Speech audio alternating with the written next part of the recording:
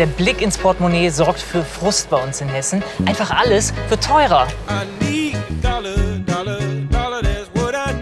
Ich merke es bei den Lebensmitteln generell, zum Beispiel Milch, Brot, Brötchen, generell alles, Nudeln, alles wird teurer. Ja. Und das merkt man im Monat, also wenn man da so kalkuliert, das Geld.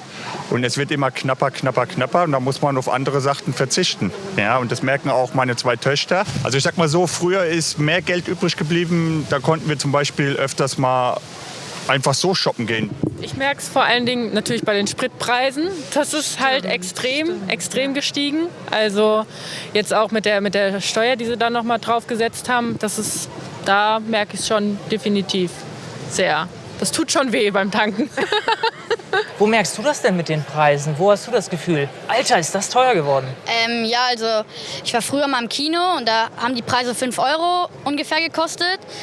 Und jetzt war letztens mein Cousin mit seiner Mutter im Kino und dann hat er mir erzählt, dass die Preise teurer geworden sind, also so circa 10 € jetzt.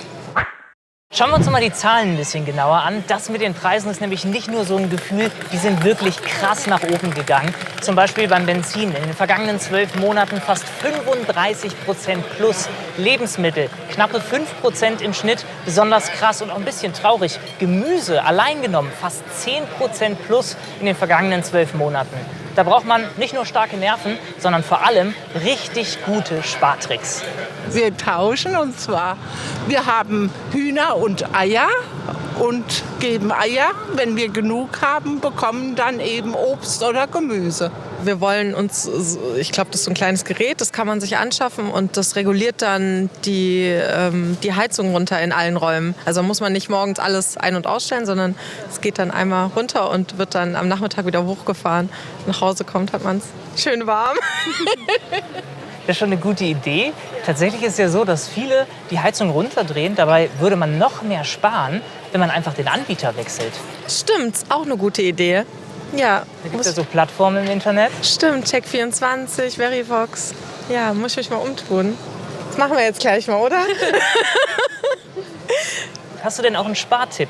Also ich mache das immer so, ich mache mir eine Liste, was ich mir für den Monat kaufen will. Und dann zähle ich ungefähr aus, wie teuer das ist. Und den Rest, den packe ich mir dann in eine Spardose.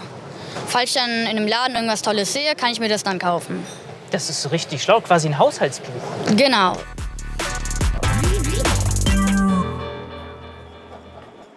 Haushaltsbücher klingen immer erstmal total oll, als würde Oma sowas nur machen. Aber tatsächlich gibt es die inzwischen digital als App, gibt ganz viele unterschiedliche Anbieter und sie sind super effektiv. Mit so ein paar Klicks und ein bisschen Ausfüllen checkt man relativ schnell, oh, was ist das denn für eine Ausgabe? Warum zahle ich da 22 € Mitgliedsbeitrag jeden Monat für irgendwas, was ich gar nicht nutze zum Beispiel? Deshalb Haushaltsbücher.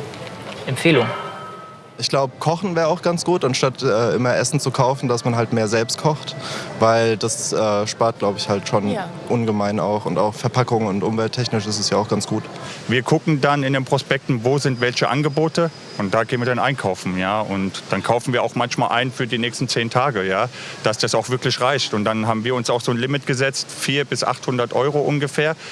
Dass das für einen ganzen Monat reicht, aber mit 2 Kindern, 2 Erwachsene, ja, da wird's schon eng. Auf die kleinen Dinge zu achten, ist tatsächlich eine super Idee. Alter Spruch, viele wenig machen auch ein viel.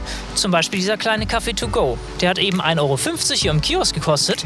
Wenn ich den jetzt aber jeden Tag hole, sind das pro Monat schnell 50 € oder pro Jahr 500 €.